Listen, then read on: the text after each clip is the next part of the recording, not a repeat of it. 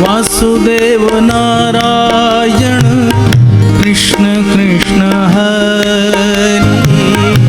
वासुदेव नारायण कृष्ण कृष्ण नारायण कृष्ण कृष्ण हरि। वासुदेव नारायण कृष्ण कृष्ण हरि। गोविंद नारायण कृष्ण कृष्ण हरि। गोविंद नारायण कृष्ण कृष्ण हरि। वासुदेव नारायण कृष्ण कृष्ण हरि। वासुदेव नारायण कृष्ण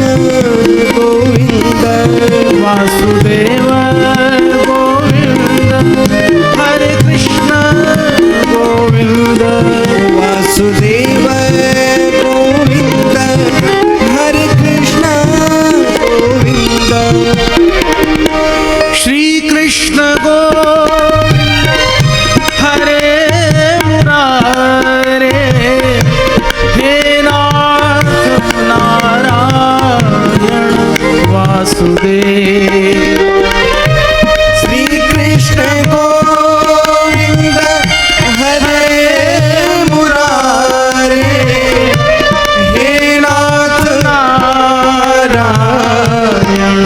वासुदेव। श्री कृष्ण गोविंद हरे मुरारे हे नाथ नारायण वासुदेवा।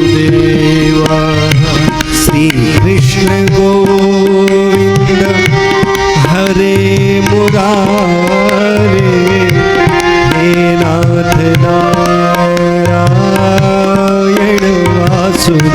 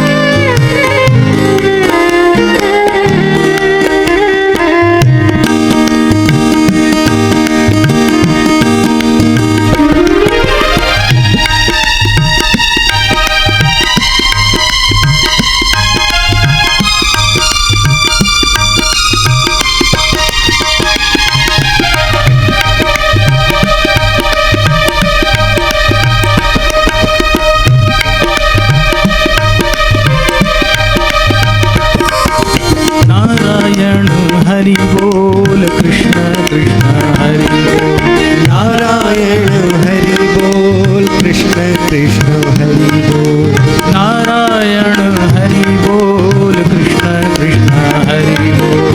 नारायण हरि बोल कृष्ण कृष्ण हरि बोल।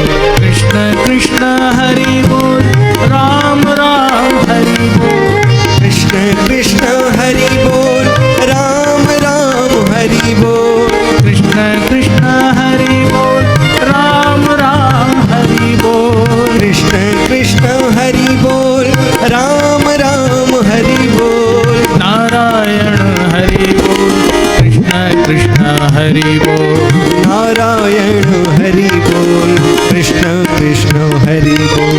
हे नारायण हरि बोल कृष्ण कृष्ण हरि बोल। नारायण हरि बोल कृष्ण कृष्ण हरि बोल। हरि बोल हरि बोल हरि बोल हरि बोल। हरि बोल हरि बोल हरि बोल हरि बोल।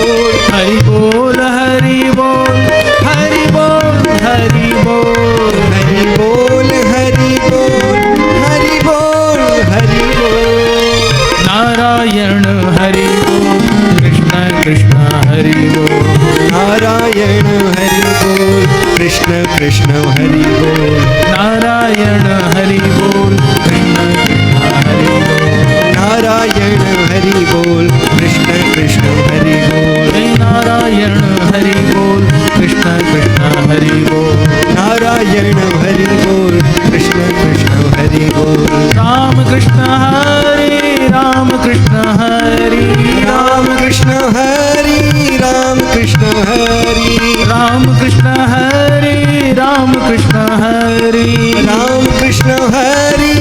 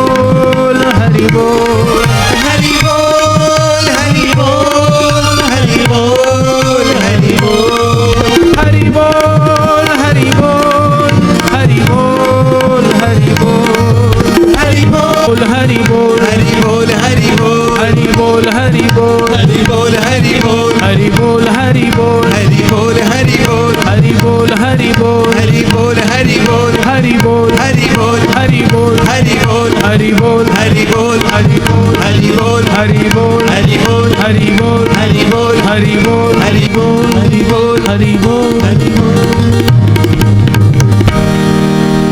श्री बालकृष्ण लाल की जय। श्री जय जय श्री राधे, जय जय श्री राधे, जय जय श्री राधे। नमः पार्वती पते, हर हर महादेव हर।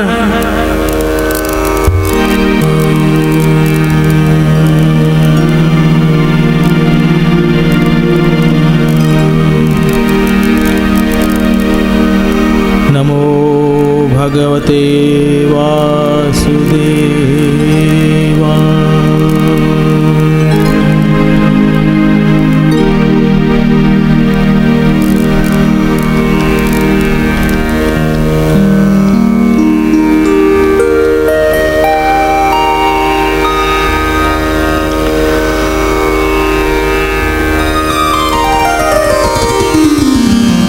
नैमिषारण्य में विराजमान शौनकादिक ऋषि उच्च आसन पर आसीन परम ज्ञानी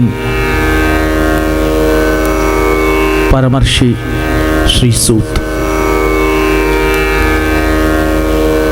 एक महान वक्ता और दूसरे जिज्ञासु श्रोता।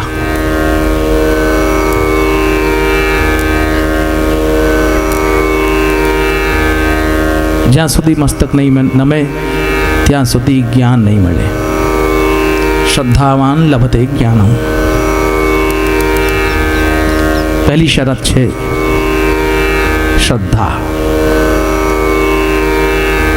प्रथम शर्त है। श्रद्धा के अभाव में न ज्ञान मिलता है, न भक्ति मिलती है, न ईश्वर मिलता है। मस्तक झुकाना सीख जाए तो उसे सब कुछ मिलता है।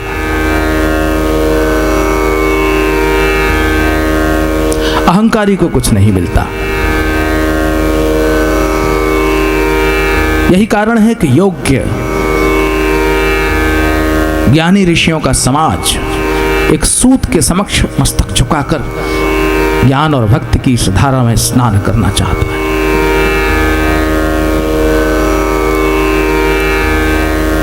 ज्ञान सिंधु में स्नान करने के लिए उपस्थित हैं सारे ऋषिगण।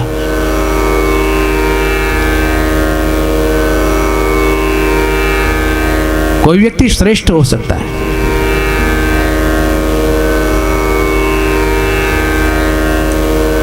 ऊंचे स्थान पर बैठकर अपनी श्रेष्ठता का दंभ कर सकता है, अभिमानी हो सकता है, किंतु यदि उसे कुछ लेना है तो उसे नीचे झुकना होगा। किसी को प्यास लगी है तो जल पीने के लिए उसे सिर झुकाना होगा। पाણીનું પરબ જોયું છે? તરસ હોય તો ત્યાં જઈને સૌથી પહેલા માથું ઝુકાવી પછી આંખો આંખોમાં પ્રાર્થના કરીએ, ભાઈ બહુ તરસ લાગી છે, પ્યાસ લાગી।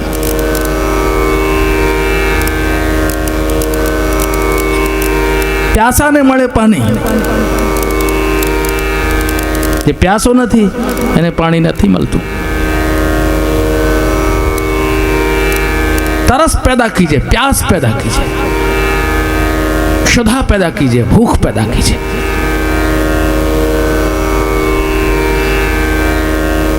हलक सूखता हो, जुबान तलवे से टकराती हो, कंठ से निवाला न उतरता हो,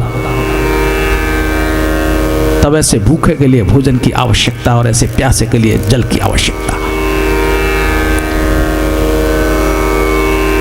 इसलिए सब जो कुछ पाना चाहते हैं सर झुकाइए और लूट लीजिए चाहे जितना, पी लीजिए चाहे जितना। You will have to bow your head, सर झुकाना ही पड़ेगा। इसलिए शौनकादिक ऋषि बैठे हैं। આ ઋષિ સમાજમાં સાધારણ માનવીઓ નથી, બધા જ્ઞાની છે, સાધના સિદ્ધ છે, પણ વિનમ્ર છે, વિનીત છે, શ્રદ્ધાવાન છે. મસ્તક નમાવીને સૂતજીને આગળ एक तरस जागी गई है, एक प्यास पैदा हो गई, एक भूख पैदा हो गई. हमने જોઈએ જ્ઞાન, हमने જોઈએ अमृत, भागवत कथा अमृतनी तरस जागी गई. और यही कारण है कि सबसे आगे बैठे हुए शौनक ने ऋषियों की ओर से जो जिज्ञासा की वो क्या थी?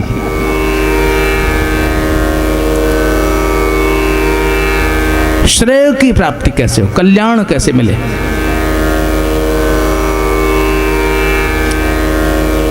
सुख कैसे मिले, परम शांति की प्राप्ति कैसे हो. हर कोई दुखी है, हर किसी को किसी न किसी सुख की खोज है, और उसके सुख की अलग अलग परिभाषा है, अलग अलग सोच है. किसी को सुख कहीं से मिलता है, किसी को सुख कहीं से मिलता है, लेकिन प्रत्येक के उस अलग अलग सुख को पहचानने वाला कोई एक ज्ञानी पुरुष होता है, सूत जैसा, और प्रत्येक के उस सुख का समाधान उसके पास होता है और वो देता है.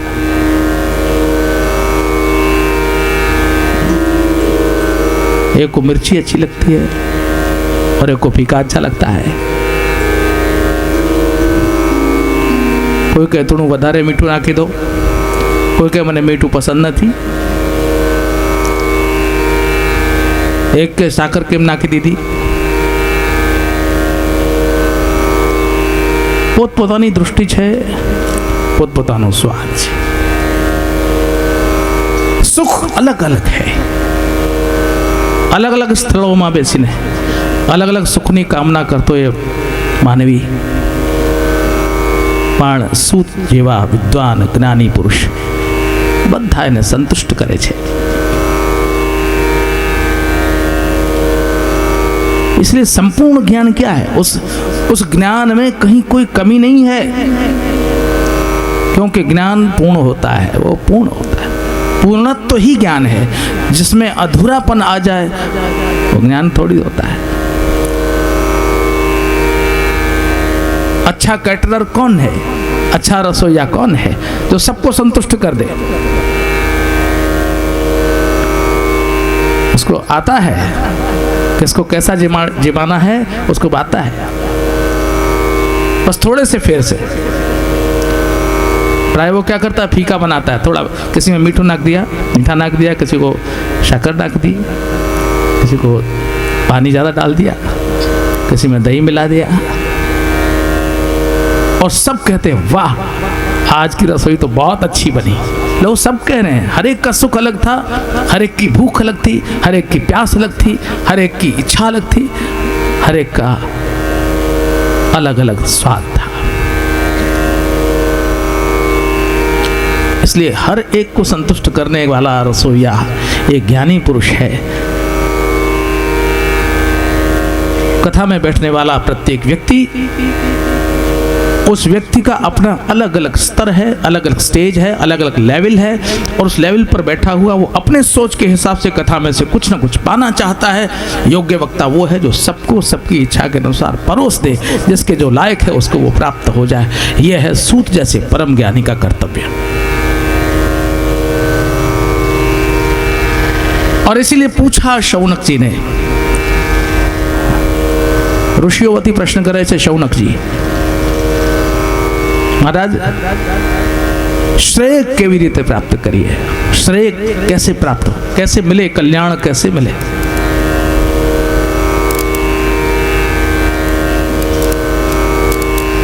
इतने सारे शास्त्र हैं, इनका सार बता दीजिए. अपना शास्त्रों में मूल तत्व शू है, बस टूक में कही ने मने समझावी देजो. थोड़े में बताना, बहुत सुनने का समय भी नहीं है, जीवन बहुत छोटा है. सुनने की सामर्थ्य नहीं है, ज़्यादा भोजन करके कथा में बैठेंगे, हो सकता है सो भी जाएं। जागृत रहकर ज्ञान को ठीक ठीक पकड़ सकने की क्षमता भी हर एक में नहीं होती, किसी किसी में होती। और इसलिए शास्त्रों का सार थोड़े में बता दीजिए। हाँ, यह भी बताइए कि भगवान ने किस इच्छा से देवकी के यहां पुत्र होना स्वीकार किया।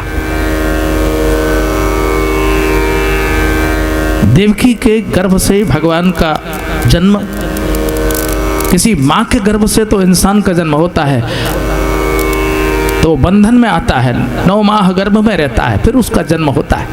लेकिन ईश्वर को गर्भ का बंधन स्वीकार करने की आवश्यकता क्यों पड़ी, कृपया यह भी बताइए। सवाल दर सवाल छे, एक પછી एक प्रश्न કરી રહ્યા છે। क्योंकि ईश्वर तो कहते हैं कि परम स्वतंत्र है, लेकिन ईश्वर बंधन में पड़ा, यह आश्चर्य भरी बात है। और अगर कृष्ण ने देवकी के गर्भ से जन्म भी लिया तो फिर क्या क्या लीला की, यह भी बताइए।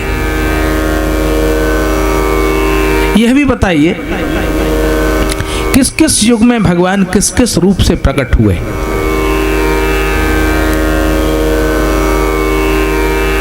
और श्री कृष्ण जब अपने धाम में गए, यहीं से गए जहां हम लोग बैठे हैं, प्रभास क्षेत्र है, અહીંથી જ ભગવાન શ્રી કૃષ્ણ પોતાના ધામે પધાર્યા, यहीं से गए। तो पीछे क्या छोड़ गए? वो धर्म के स्थापन के लिए, स्थापना के लिए यहाँ आए, तो धर्म कहाँ गया? धर्म कम शरणं गतः, धर्म की गति क्या हुई, ये भी हमको बताइए।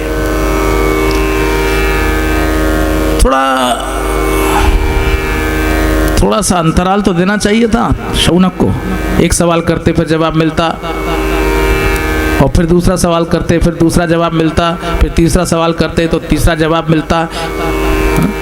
एकदम 6 प्रश्न कर दिए लगातार, क्यों? कुछ छूट न जाए। कहीं भूल गए तो, बहुत से लोग तो सवाल करने में भी भूल जाते हैं, बहुत से लोग जानने में भी भूल जाते हैं, बहुत से लोग सूची बनाते हैं डायरी में, ये करना है ये करना है। भाई डायरी में नोट कर लो, कहीं भूल न जावे। जैसे सांसारिक कार्यों में मनुष्य से चूक हो जाती है, वैसे ही जिज्ञासा शांत करने में भी कहीं चूक न हो जाए, इसलिए बहुत सावधान है शौनक जी। एक પછી एक प्रश्नों करे छे। सूत जी बहुत प्रसन्न, वाह, बहुत अच्छा प्रश्न किया, सवाल बहुत अच्छा है। 6 प्रश्नों के 6 उत्तर श्री सूत ने बहुत अच्छे दिए, और यदि ये माने तो कहा जा सकता है कि इन 6 प्रश्नों के जो उत्तर निकले वही भागवत महापुराण बन गया। 18,000 संपूर्ण 18,000 श्लोक, ये बहुत साधारण संख्या नहीं है, ये बहुत बड़ी संख्या है। 18,000 इन श्लोकों को श्री वेदव्यास ने रचित किया और सुखदेव को पढ़ाया। 6 प्रश्नों का समाधान 18,000 में, 1000 श्लोकों में समाहित हो गया।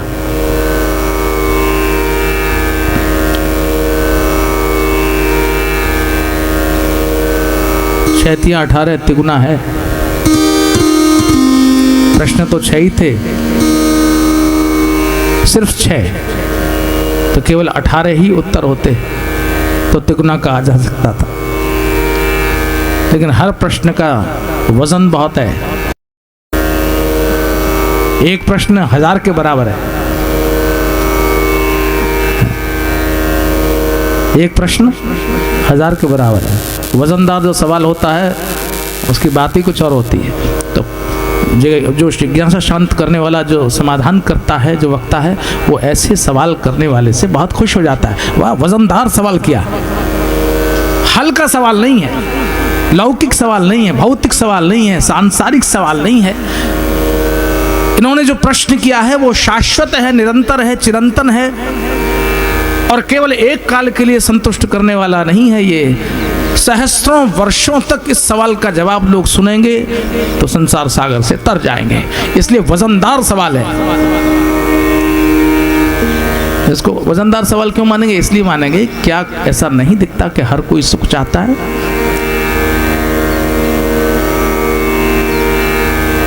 कल्याण नहीं तो बताने जरूर है, सबको चाहिए कल्याण, हमको चाहिए सुख चाहिए, श्रेय चाहिए। प्रश्न पहला ही क्या, किम श्रेय? सूत्र जी बहुत पसंद। श्रोता अच्छा मिल जाए तो वक्ता को प्रसन्नता होती है। क्या बढ़िया श्रोता मिल गया। और कथा में श्रोता की जगह सोता मिल जाए तो वक्ता नहीं कहता क्या बढ़िया सोता मिल गया। Everyone is sleeping in this world. सब नींद में है, इनको जगाना पड़ेगा। उत्तिष्ठ जागृत प्राप्य वरान्य बोधता। उपनिषदों को कहना पड़ा, विवेकानंद को कहना पड़ा, हूँ सब ने जगाड़ो आयो छू, जो सो गया है उसको जगाने आया हूँ। निद्रा से जाग जाओ, अचेतनता से जागो, अवचेतन से जागृत हो जाओ, अज्ञान से जागो। ज्ञान के सूर्य का प्रकाश हुआ, नेत्र खोलो और बाहरी नेत्र से तुम जिस जगत को निहारते हो उस नेत्र से तुमको दिखता हो न दिखता हो, लेकिन अंतर चक्षु खोल दो तो तुम्हें सब कुछ दिखाई देने लगेगा। तुम जान जाओगे कि जो कुछ देखते थे उससे भी स्पष्ट दिखने वाला कुछ और है। इसलिए ईश्वर बहुत अलग है दुनिया के दृश्य से।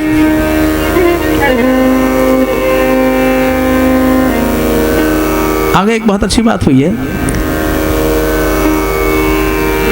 ये भागवत का मैं आपको क्रमशः कोई कथानक सुनाने नहीं जा रहा हूँ। मैंने पहले दिन आपको कहा था मैं आपको चिंतन परोस रहा हूँ, विचार परोस रहा हूँ, एक थॉट,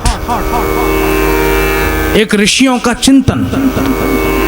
उन्होंने कथा के माध्यम से क्या कहना चाहा है, लेट अस अंडरस्टैंड इट, इसको समझें, हम विचार करें। क्या कहना चाहते हैं ऋषि, क्या देना चाहते हैं ऋषि? ऋषियों ने देखा कि सब दुखी हैं, इसलिए सबको सुख चाहिए, सबको कल्याण चाहिए।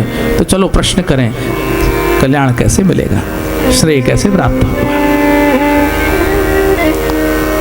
इतने शास्त्र, बुद्धि पकड़ी जाए। आ कथा ते कथा, त्या जाइए तो क्या जाइए, कोई जगह न थी मलती। कोई जगह ऐसी है जहां जाके कथा एक ही चीज मिल जाए, वो तो अलग अलग। तो सार क्या है हमको ये बताइए, शास्त्रों का सार क्या है, एक तत्व बता दीजिए।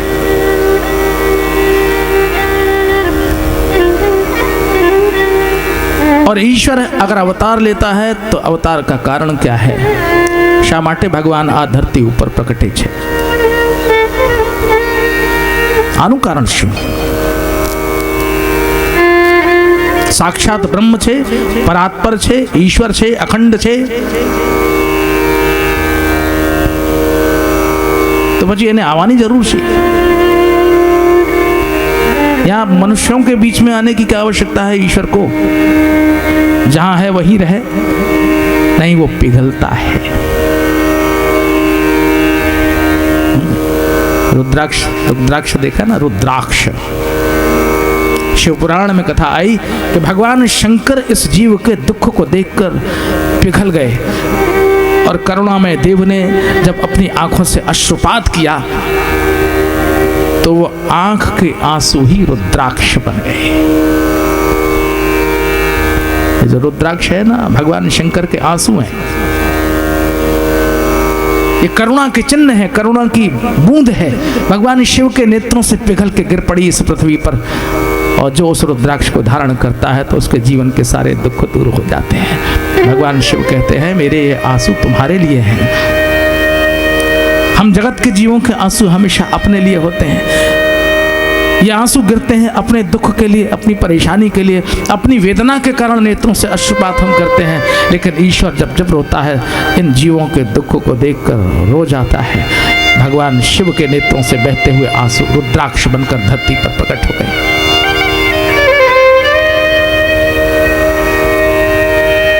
करुणा है। तो जीव का दुख देखकर ईश्वर धरती पर आता है, स्वयं आता है, मानव रूप धारण करता है, मनुष्य बनता है, मनुष्य जैसी लीला करता है।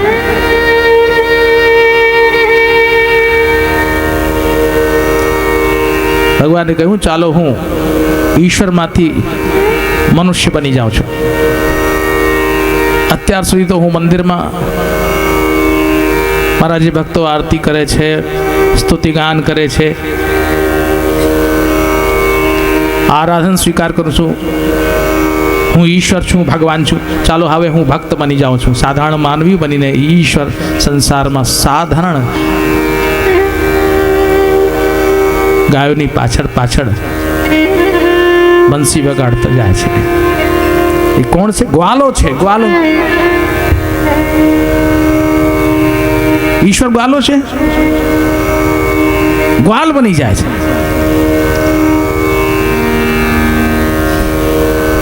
ईश्वर का साधारणीकरण है कृष्णावतार।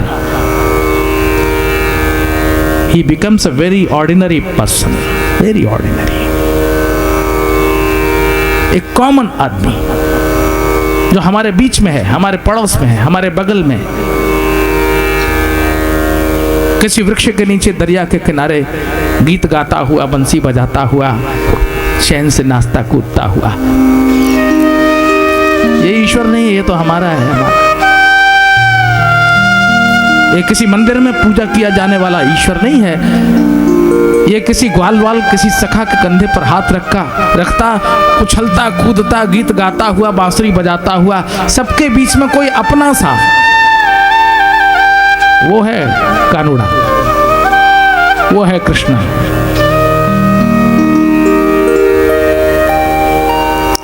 और यही लीलाएं की, सूत कहते हैं यही लीलाएं कृष्ण ने जन्म के बाद ब्रज में की।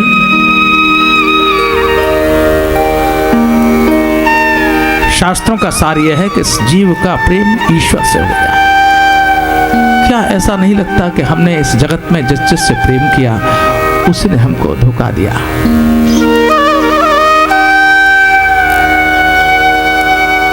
एक न एक दिन टूटता है भ्रम।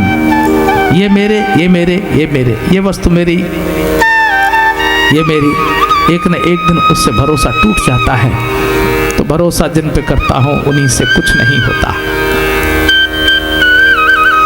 तब सिर्फ एक आश्रय, अगर किसी से भरोसा न मिलता हो, न बैठता हो, तो ईश्वर को पकड़ लेना, प्रभु का नाम पकड़ लेना, बस हो गया काम।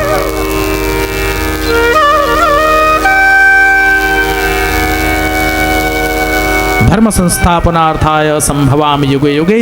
धर्म की स्थापना के लिए भगवान युग युग में अवतरित होते हैं। युग युग में कभी राम, कभी कृष्ण, कभी बलराम, कभी परशुराम, कभी कपिल, अलग अलग अवतार, भिन्न भिन्न। कभी वामन बन जाते हैं, त्रिविक्रम बन जाते हैं। रूप अनेक हैं, एक ही ईश्वर के रूप अनेक हैं। पर भगवान जब अपने धाम में जाने लगे तो उन्होंने उद्धव को भागवत महापुराण का ज्ञान उपदेश दिया। उद्धव, હવે મારું કામ પૂરું થઈ ગયું ને આ જ્ઞાન હું તને આપું છું। ગચ્છોद्धव મયા દિષ્ટો બદરયાખ્યમ મમાશ્રમમ। હવે તું જા, મારો આશ્રમ છે બદ્રીનાથમાં, ત્યાં ભજન કરજે અને મારું સ્મરણ કરી तीर्थ जल में स्नान करी पछी मने प्राप्त करजे। भगवान कहते हैं धर्म कम शरणं गतः, भगवान किसकी शरण में गया? तो कहा भगवान तो भक्त की शरण में गया, लेकिन भगवान का जो भागवत धर्म था, जो भगवान के मुख से निकला हुआ ज्ञान था, वो इसी भागवत में आ गया। धर्म है भागवते स्थिता, धर्म भागवत में स्थित हो गया। भक्त की शरण भगवान है, भगवान की शरण भक्त है। अगर भगवान को भी जब जगह नहीं मिलती तो भक्त के हृदय में जाके बैठ जाता है। एक ग्रंथ है ब्रज में, बहुत अच्छे अच्छे ग्रंथ हैं। वृंदावन चंपू, आनंद वृंदावन चंपू, गोपाल चंपू, चंपू काव्य छे। तो मैया यशोदा हाथ में संटी लिए हुए भाग रही थी और आगे आगे भगवान श्री कृष्ण माखन लिए हुए डर के मारे भयभीत हुए दौड़े चले जा रहे थे। भक्त दिखाई पड़ गए, एक क्षण को ठहरे, ठिठके। भक्त ने कहा क्यों, कहाँ चले? मैया आ रही है, मुझे मारेगी। अरे तुम भगवान, तुमको मैया क्या मारेगी? बोले नहीं, आज तुम मैया मारेगी, बहुत गुस्से में है। अरे तुमको मैया से डर लगता है? जिसके नाम का स्मरण करके संसार के भक्तों का भय दूर हो जाता है। यद बिभेत स्वयं भवन भयम, भागवतकार कहते हैं, जिसके भय से भय भी डरता है, वो ईश्वर भी भयभीत होकर भागता है मैया के भय से। तमे भी हो छो? हाँ, बहु बीक लागे छे। पाछड़ पाछड़ मैया, आगड़ आगड़ गोपाल। भक्त के आओ आओ, एक जगह तुमने बताई दो, અહીં આવી જાઓ। क्या? मारा हैया में આવી જાઓ। जग्या तो छे तमारा माटे। તમે કાળા છો ને, અને મારું મન પણ કાળું છે। અને જો કલર કોમ્બિનેશન, કાળી જગ્યામાં કાળી વસ્તુ એ દેખાતી નથી, ક્યાં છે? દેખાય નહીં। क्षीरसारमपनित्य शङ्कया स्वीकृतो यदि पलायनं त्वया मानसे मम घनान्धतामसे नंदनंदन कथन लीयसे। मारू मन छे एकदम घनघोर अंधकार से आ जग्या छे।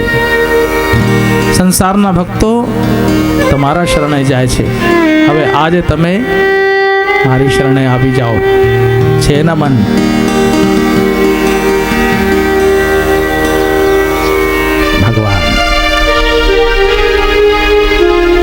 भगवान कृष्ण को भगवान कहेंगे तो दूरी हो जाएगी, और सखा कहेंगे तो निकटता हो जाएगी। जब कोई कहता है मेरा यार जसोदा कुंवर हो चुका है, तो मैया यशोदा का लाल तो मेरा सखा, मेरा यार हो गया है, वो तो मेरा यार है, उसको चाहे जो कह दूंगा। तो वो वहां ईश्वर नहीं है, वहां तो सखा है, यार है, मेरा मित्र है। और ज़्यादा आगे बढ़े तो कहने वाला कहता है he is my best friend. God मेरा बहुत अच्छा मित्र है, उसको मैं सब कह देता हूँ, पक्का दोस्त है, उसको सब कुछ कह देता हूँ, उसी को सुना देता हूँ, उसको गाली भी सुना देता हूँ, उसको गुस्सा भी कर देता हूँ।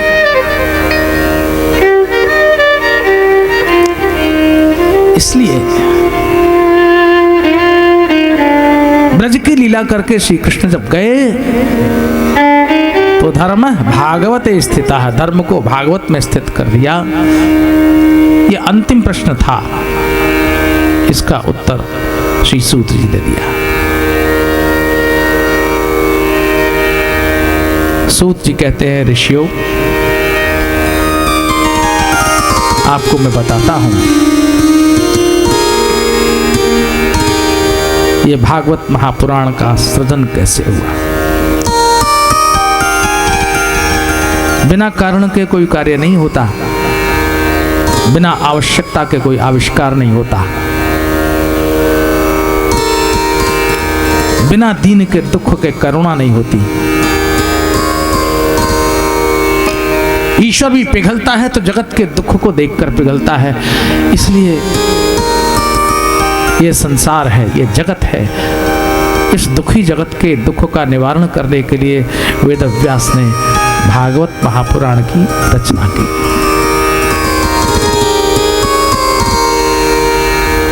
और लिखने वाला भी बहुत दुखी था। व्यासदेव बहु मोटा ऋषि छे, बहु अवतारी छे, अंशावतार छे भगवान। सरस्वतीना पटे सम्याप्रास आश्रमમાં વિરાજતા શ્રી વેદવ્યાસ ભગવાન બહુ ઉદાસ, બહુ દુખી। અને એ વખતે નારદજી મહારાજ પધાર્યા તો નારદજીએ પૂછ્યું, શું વાત છે, તમે શું કામ દુઃખ કરો છો? તમારું મુખડું બહુ ઉદાસ છે।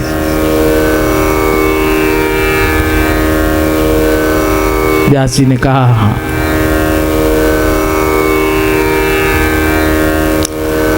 आठ पेढ़ी व्यासदेवे 8 पेढ़ी जोई। कोई है दुनिया में 8 पीढ़ियों को किसी ने देखा हो, किसी ने देखा है? दीकरो होय, दीकरानो दीकरो होय, पछी ते दीकरानो फरी दीकरो होय। व्यासदेव बहु वृद्ध पण दुखी। केम? बधा बहु युद्ध करे छे, आपस में लड़े छे, झगड़े छे, दुखी छे। नारद जी समझ गए। नारद जी ने कहा कि ये ज्ञानी पुरुष दुखी हो गया, इसलिए ज्ञान को आत्मसात नहीं किया, इसीलिए दुखी है। तब नारद जी ने बताया अपने पूर्व जन्म का इतिहास। नारद पूर्व जन्म में दासी पुत्र थे और गांव में आए हुए बहुत से ब्राह्मणों का सत्कार सम्मान किया। नारद की मां ने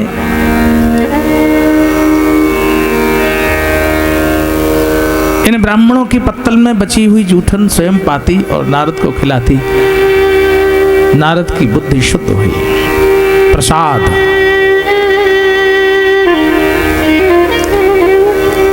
भगवान ने भोग धरी है तो ये प्रसाद कहवाय, અને ભક્તોને જમાડીએ તો એ મહાપ્રસાદ થઈ જાય છે। તો એ મહાપ્રસાદ की महिमा, મહાપ્રસાદનો મહિમા શું છે? મહાપ્રસાદ એટલે બુદ્ધિ શુદ્ધ થઈ જાય। નારદજી મહારાજની બુદ્ધિ શુદ્ધ થઈ ગઈ અને આ બ્રાહ્મણો સાથે જવાની ઈચ્છા થઈ, પણ બ્રાહ્મણોએ કહ્યું નહીં, હજી સુધી તમારી जिम्मेवारी बहु है, जवाबदारी बहु है। ज्यां सुधी मानी जवाबदारी पूरी न थाय त्यां सुधी तमे नहीं जई शको। संन्यास लेने की आज्ञा भी आसानी से शास्त्र करता नहीं। संन्यास भी अगर लेगा कोई गृहस्थी तो पत्नी से आज्ञा लेनी पड़ेगी, कोई बालक तो उसे मां से आज्ञा लेनी पड़ेगी। ये तो चौथी अवस्था है। चौथे पन जाइए नृप कारण, तब जा सकते।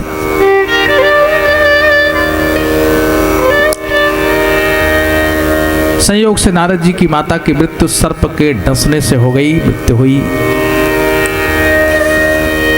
और तब नारद जी कहते हैं, उन ब्राह्मणों की कृपा से मुझे भगवान का किंचित दर्शन हुआ। आकाशवाणी हुई, तुम मेरे पार्षद हो जाओगे नारद। भगवान की कृपा से नारद भगवान के परम प्रिय पार्षद हुए। और नारद कहते हैं कि आप लिखिए कुछ भगवान की गुणगाथा। તમે લખો છો બહુ સરસ લખો છો, પણ જ્યાં સુધી ભગવાનનું નામ ન લખાય ત્યાં સુધી તમારી લેખની ધન્ય નહીં બને. કોઈ લેખકની લેખનીને ધન્ય કરવા માટે ભગવાનની જરૂર પડે છે. ભગવાનની ગુણગાથા ગાઓ, લખો ઇતિહાસ ભગવાનનો. ત્યારે શ્રી વેદવ્યાસ ભગવાનને હાથમાં લીધી લેખની અને રજૂઆત કરી ભાગવત મહાપુરાણની. 18,000 શ્લોક, पूरे 18,000 श्लोक बने. भागवत महापुराण की रचना हुई. सुखदेव जैसे परमहंस वेदव्यास को पुत्र के रूप में प्राप्त हुए. ऐसा ज्ञान प्राप्त करने वाला जिज्ञासु पुत्र हुआ. घर में ही सीखने वाला मिल जाए तो बाहर किसी शिष्य को ढूंढने की आवश्यकता नहीं. वरना तो इतिहास कहता है, अध्यात्म का इतिहास कहता है कि द्रोणाचार्य ने अपने पुत्र को वो शिक्षा नहीं दी जो अर्जुन को दी.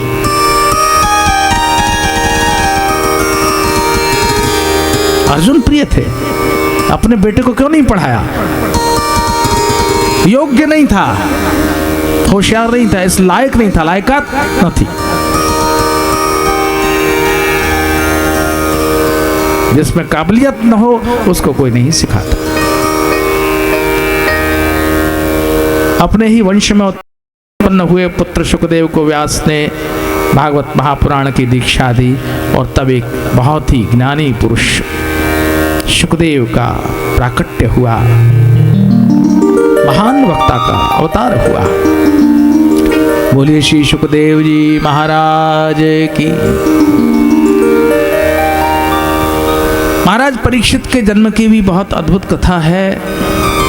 उत्तरा के गर्भ में पल रहे थे परीक्षित, और विडंबना ये कि परीक्षित के पिता को घेर कर युद्ध में मार दिया गया था. अभिमन्यु की कथा तो बधाने खबर है. महाभारत युद्ध में मार दिया एक ऐसे व्यक्ति को जैसे चक्रव्यूह तोड़ना नहीं आता था, उसको मार दिया. कभी कभी बलशाली व्यक्ति अपने बल का अनुचित प्रयोग करता है और उस प्रयोग के फल में किसी के भी प्रति अन्याय हो जाता है. शक्ति का दुरुपयोग मत करना, सामर्थ्य का दुरुपयोग मत करना, पद का दुरुपयोग मत करना. तुम्हें कुछ ऊंचा स्थान मिल गया है, उसका दुरुपयोग करके किसी को सताना नहीं, वरना एक न एक दिन कोई न कोई नया महाभारत फिर रचा जाएगा और उससे समाज में एक नए इतिहास का सृजन होगा.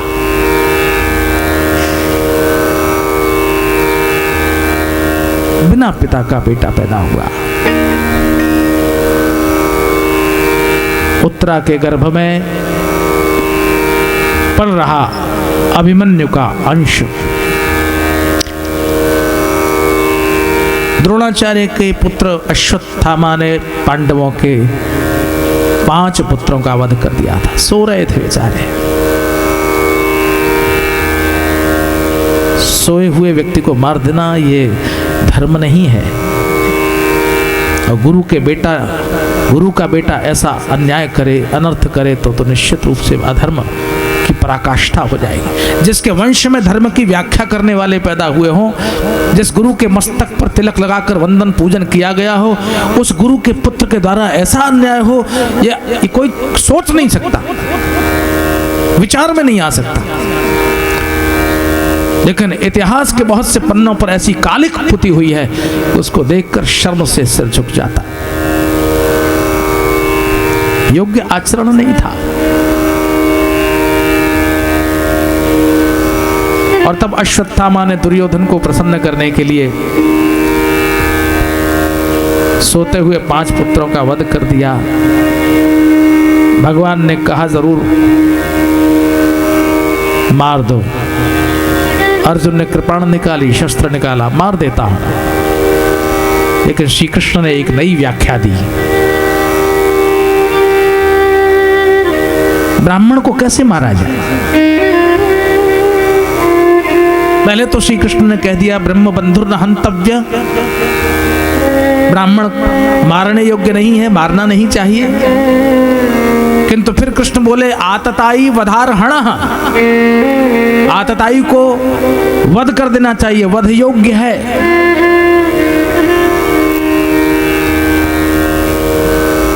और ब्राह्मण आतताई हो जाए तो क्या करे? तो क्या मार देना चाहिए, लेकिन उसको मारने का तरीका थोड़ा अलग है। कैसे मारे? आप जानते हैं समाज में, हमारे समाज में, भारतवर्ष में, हमारी संस्कृति में मारना भी सिखाया गया है। ऐसी अच्छी व्याख्याएं विश्व के किसी समाज में नहीं है। कहीं तो मुझे बताइएगा, विश्व में किसी भी समाज में क्या ऐसी व्याख्याएं मिलती हैं? बेटा बाप को प्रणाम करना छोड़ दे तो बाप के लिए बेटा मर गया, मर गया ना, शस्त्र नहीं उठाना पड़ा। पिता के लिए पुत्र मरा समान, अगर पुत्र पिता का आदर न करता हो। हमारे यहाँ इतिहास ऐसे पुत्रों का है जो अंधे माता पिता को कंधे में लाद कर द्वार द्वार, गांव गांव, तीर्थ तीर्थ की यात्रा करके तीर्थ दर्शन कराता है। हमारे यहाँ श्रवण कुमार का तो इतिहास प्रसिद्ध है, जिसका अनुकरण करने के लिए बहुत से उदाहरण मिल सकते हैं। लेकिन पिता का अनादर करे ऐसा बेटा तो पिता के लिए मरा समझे। तो ये उदाहरण तो विश्व के किसी इतिहास में नहीं मिलता है।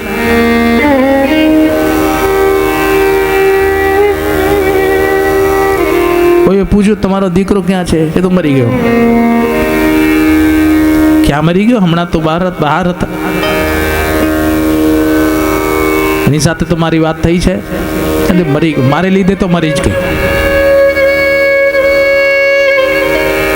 જે પુત્ર પિતાનો આદર નહીં કરે એ તો શવ છે, શવ, જીવત શવ સમ 14 પ્રાણી। આચરણથી મૃત્યુ થાય છે અને આચરણથી અમૃતત્વ થાય છે।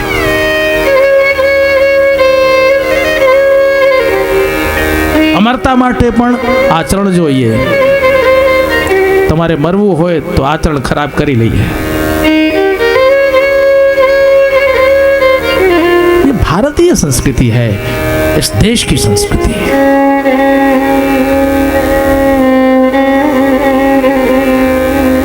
व्यास भागवत महापुराण के योग्य श्रोता को बताते हैं कि कैसे जन्म हुआ। ईश्वर ने बचा लिया। विष्णुरात नाम का बालक उत्पन्न हुआ उत्तरा के गर्भ से, और वो परीक्षित नाम से महान श्रोता हुआ। प्रणाम करते हैं ऐसे श्रोता को जिसने एक विराट श्रोताओं की श्रृंखला उत्पन्न की।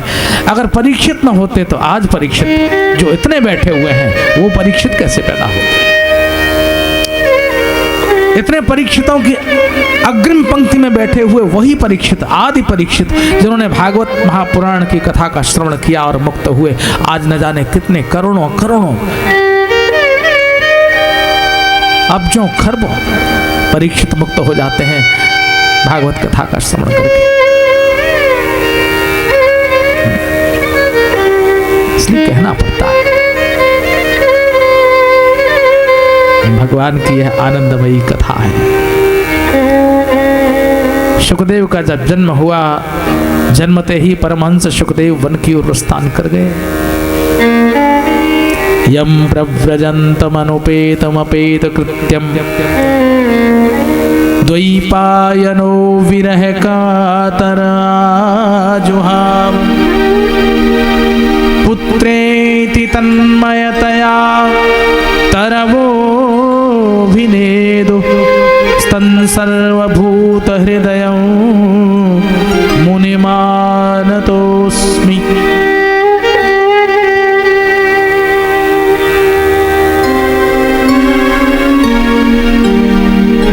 जन्मते ही सुखदेव वन की ओर चले और पिता व्यासदेव सुखदेव को पुकारते पुकारते पीछे चले। क्या ज्ञानी को भी मोह होता है? व्यास से पूछा, केम तमे पण मोह में पड़ी गया? તમે તો જ્ઞાની પુરુષ છો. તો વ્યાસજી કે સુખદેવ જેવો દીકરો હોય અને મોહ થાય એવી સ્થિતિ બહુ સુંદર છે. સુખદેવ જેવો परमहंस परिव्राजक पुत्र था. वैराग्यवान पुत्र की उत्पत्ति हो जिसके घर में, उस पिता की धन्यता है, उसके जीवन में आनंद का अवसर है. संसार में फंसा हुआ पुत्र नहीं चाहिए किसी व्यास जैसे महापुरुष को. उसे चाहिए ऐसा पुत्र जिसका स्मरण करने मात्र से लोगों का जीवन धन्य बन जाए और लोग संसार सागर से पार उतर जाए. ऐसी कथा जो आज भी अमर बन गई और कितनों को अमर बना. तो ऐसे पुत्र से तो मोह होगा, क्यों नहीं होगा. गर्व है, गौरव है एक व्यास को. माता के गर्भ में मुक्ति नहीं मिलती. मुक्ति तो भगवत कथा के श्रवण से मिलती है. और परीक्षित को तो मुक्त होना था गंगा के तट पर. और कोई कालों का काल महाकाल भी आ जाए, तक्षक भी आ जाए, तो भी परीक्षित को मार नहीं सकता. परीक्षित तो मरने गए थे, शाप लगा था मरने का, लेकिन मुक्त हो गए. केवल एक कॉन्सेप्ट का फर्क है, केवल एक विचार का फर्क है.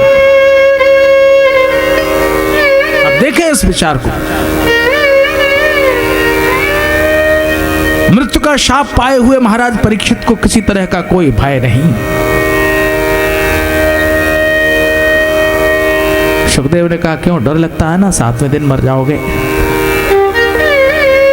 सुखदेव ने कहा 7वां દિવસ તારું મૃત્યુ થશે, બીક લાગે છે. હા મહારાજ ના. કેમ? હું નહીં મરું. હું જાણું છું હું કોણ છું. હું જાણું છું હું શરીર નથી, હું દેહ નથી,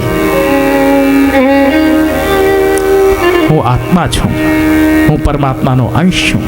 હું નહીં મરું. ત્યારે તો સુખદેવ બહુ પ્રસન્ન થઈ ગયા. વાહ, તમ તુ રાજન મરિષ્યેતિ પશુ બુદ્ધિ મિમામ જહી.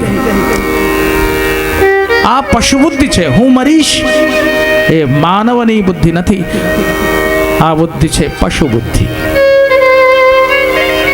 આ પશુ બુદ્ધિનો પરિત્યાગ કરી દે પરીક્ષિત. હવે તું નહીં મરે. इसलिए महाराज परीक्षित मरने थोड़ी गए थे, अमरत्व पाने गए थे. Parikshit is still alive, is not dead. वो कथा में है, अब भी है. जब जब कथा होगी तब तब लोग सुनेंगे, तब तक परीक्षित का नाम लेंगे. और परीक्षित आज भी अमरत्व प्राप्त किए हुए लोगों के जीवन में अमरता लिए हुए हैं, अमरत्व पाए हुए. ऐसी है महाराज परीक्षित. एक बहुत सुंदर चर्चा करते हैं.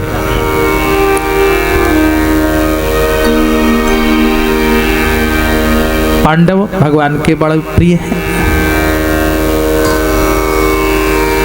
श्री कृष्ण द्वारका से आए हुए थे हस्तिनापुर में. द्वारका बहुत दूर, हस्तिनापुर कहाँ, इंद्रप्रस्थ के पास.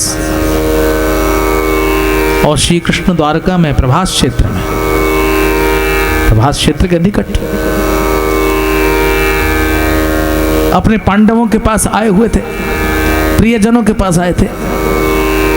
बहुत काल तक रहे. लेकिन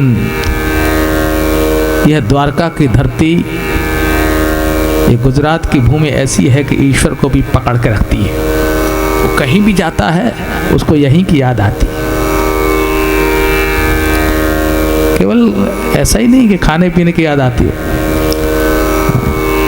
घणाने तो सूरतનું જમણ બહુ યાદ રહે છે. મરે તો કાશીનું મરણ અને સુરતનું જમણ.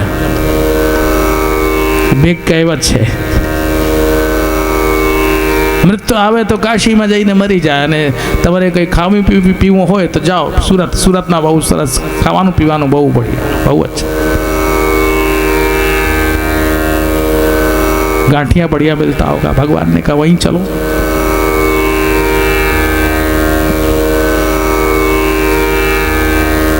बहुत याद आती थी द्वारका की, भगवान को बहुत याद आती थी।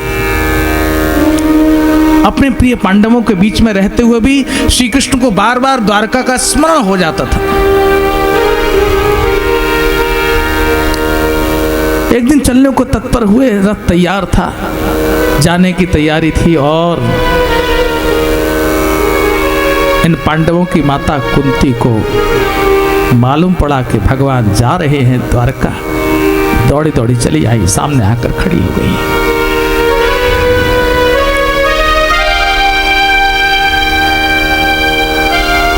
जा रहे हैं। हाँ बुआ, पैबा છે ને? પૈબા સાથે ભત્રીજાનો બહુ પ્રેમ હોય છે. પૈબા બહુ બહુ વાલ કરે છે ભત્રીજાને. જાઉં છું. कृष्णाय वासुदेवाय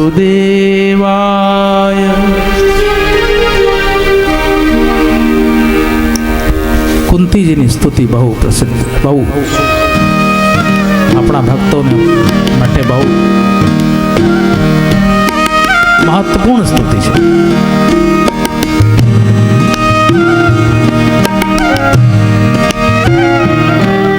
तो તમે ગાઈ શકો તો ગાવજો.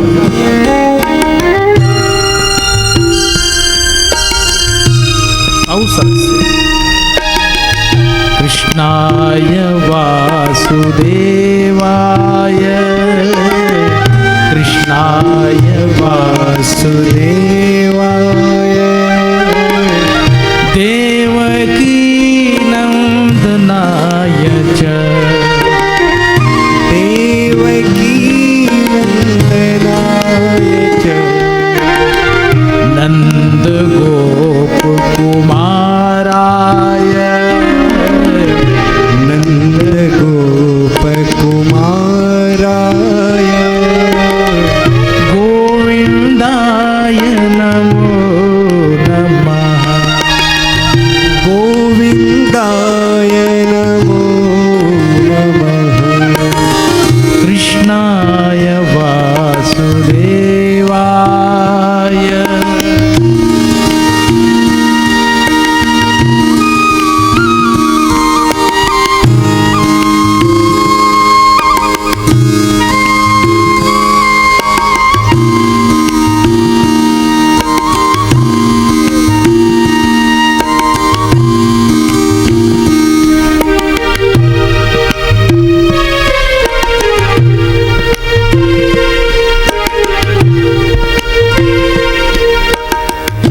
नमो किंचन वित्ताय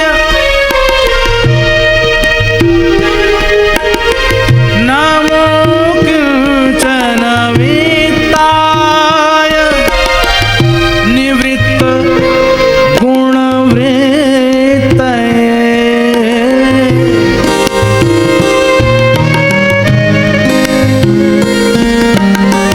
नमो वित्ताय निवृत्त गुणवृत्तये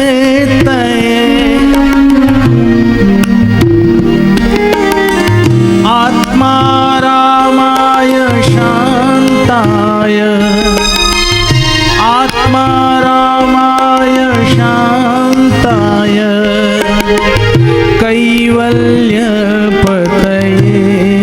नमः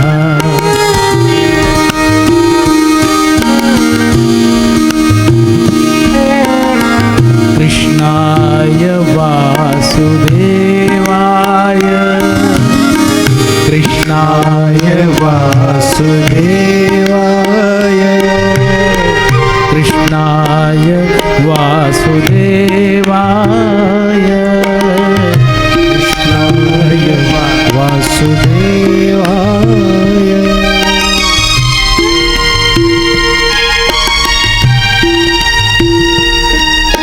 हे कृष्ण तमने नमन छे.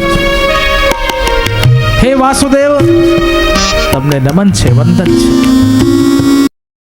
हे देवकी नंदन तमने नमन छे। हे नंद गोप कुमार, हे नंद बाबा ना दीकरा। एक एक संबोधन जो नमन छे, नमन छे, नमन। गोविंदाय नमो नमः। भगवान के बुआ भैबा आशु मात्र कृष्ण कहवाती काम चाले।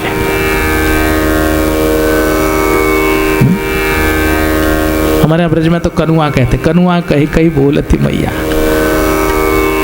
और प्रेम थी कनुआ कही दो तो बस पति। यशोदा मैया तो कनुआ कहती है।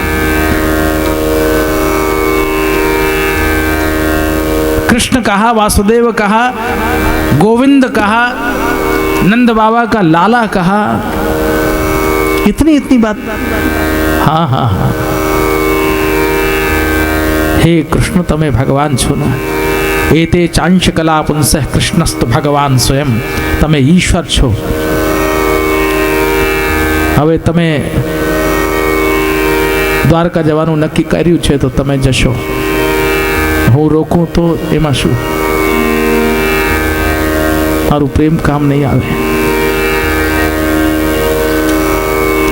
કૃષ્ણ હું તને રોકી શકતી નથી। ईश्वर छो, तू ईश्वर छो, भगवान छो, सर्वसमर्थ छो।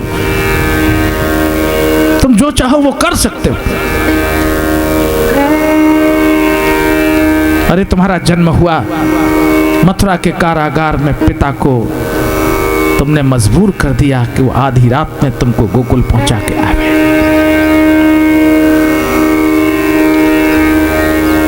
वो मां जिसके इतने पुत्रों की हत्या के पश्चात तुम प्रकट हुए थे, उस मां के मन की ममता को तुमने नहीं जाना और तुम छोड़कर चले गए।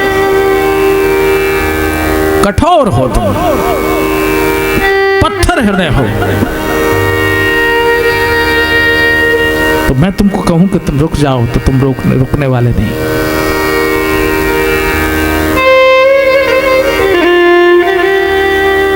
इतने संबोधन दिए।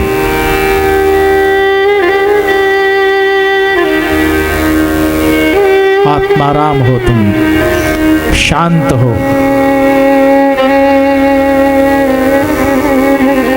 निवृत्त गुणवृत्ति हो। एक बहुत सुंदर बात कही, कैवल्यपति हो, मोक्ष प्रदान करने वाले हो, यह भी ठीक है। लेकिन एक बात और है, और वो क्या? तुम हम भक्तों के धन हो, हमारे धन हो। संसारी जीव का धन तो संसार होता है। पैसादार ने पैसा જોઈએ, भक्त ने भगवान જોઈએ। हमने भगवान જોઈએ। इसलिए हमारे ब्रज में क्या कहते हैं?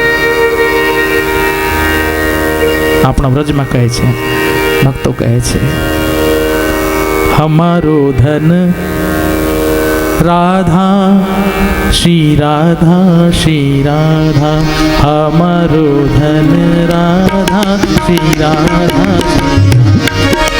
हमारो धन राधा श्री राधा श्री राधा, हमारो धन राधा श्री राधा श्री राधा, हमारो धन राधा श्री राधा श्री राधा, परम धन राधा राधा राधा राधा राधा, परम धन राधा राधा राधा राधा राधा, परम धन राधा राधा राधा राधा राधा, परम धन राधा राधा राधा राधा राधा, हमारो धन राधा श्री राधा श्री राधा श्री राधा, हमारो धन राधा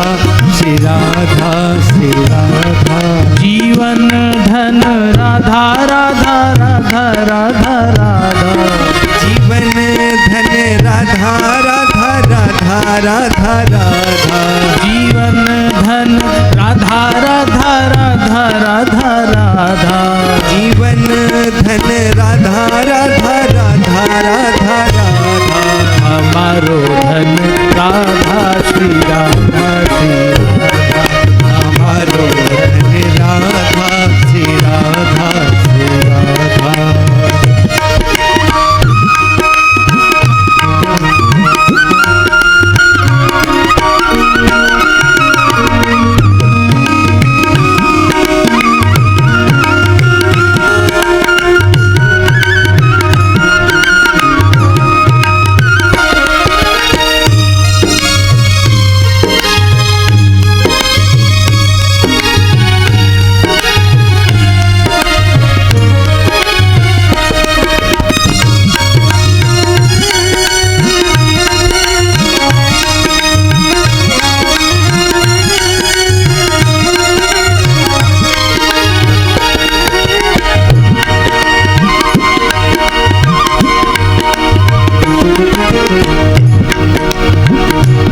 श्री राधे जय श्री राधे श्री राधे जय जय राधे श्री राधे श्री राधे श्री राधे जय जय राधे श्री राधे जय श्री राधे श्री राधे जय जय राधे श्री राधे जय जय राधे श्याम राधे श्याम राधे श्याम राधे श्री राधे श्याम राधे श्याम राधे श्याम राधे श्याम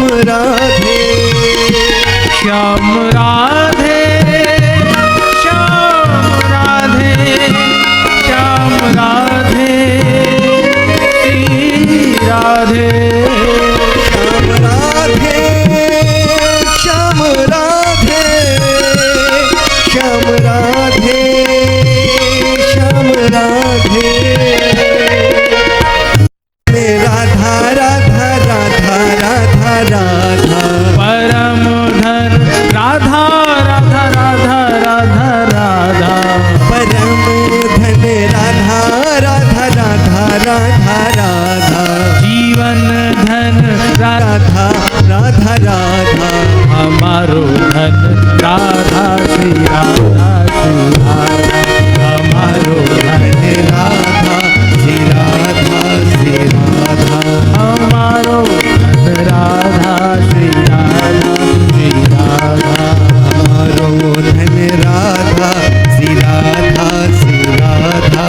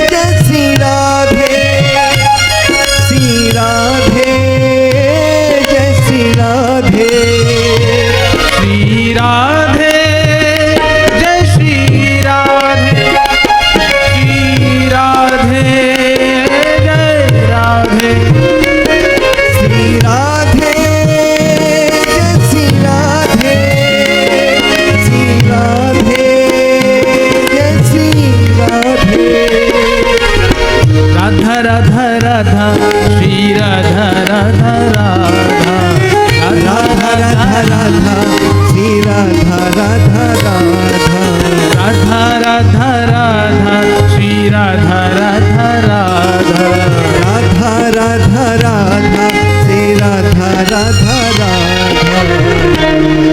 हमारो धन राधा श्री राधा श्री राधा हमारो धन राधा श्री राधा श्री राधा हमारो धन राधा श्री राधा श्री राधा हमारे राधा राधा राधा राधा परम धन राधा राधा राधा राधा राधा परम धन राधा राधा राधा राधा राधा हमारो धन राधा श्री राधा श्री राधा हमारो धन राधा श्री राधा श्री राधा हमारो धन राधा श्री राधा श्री राधा हमारो धन राधा श्री राधा श्री राधा हमारो धन राधा श्री राधा श्री राधा हमारो धन राधा श्री राधा श्री राधा हमारो धन